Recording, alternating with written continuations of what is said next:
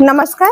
चलतु आज मु आपण मान साया देखेबी कहीं ना सायाटा हूँ समस्त रिक्वायरमेंट थाए जेहेतु हूँ कम समय बनी जाए आउ इजी सीधा सीधे जब शिखी तो साया बनई पारे जो मैंने धरतु साया बनई पार ना रेडीमेड नापी चाहूँगी से मैंने रेडीमेड साया नहीं पारे। देखो 38 इंच लेंथ यार फुल लेंथ फ्री साइज अंटा 42 इंच फिनिशिंग भी पूरा भल अच्छी ये देखो तार जमी इंटरलॉक होती आपनकर हूँ सिलाई रे भी 6 कट रो साया आसीबो 6 काटी साया तो याकू भी आपण माने नहीं पारिबे।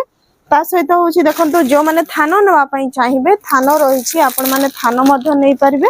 यार हूँ मल्टी कलर बंडल आसे तो मुझे देखई दउची जदि जो मैंने रिटेल रे नवा चाहूथिबे 2-3 पीस कि 6 पीस से माने मध्य हूँ कांटेक्ट करि पारिबे। एवं आमर हूँ जगह हूँ संबलपुर टांगरपाली तो आपण माने जदि कांटेक्ट करूछंती आमे एड्रेस दे देबो।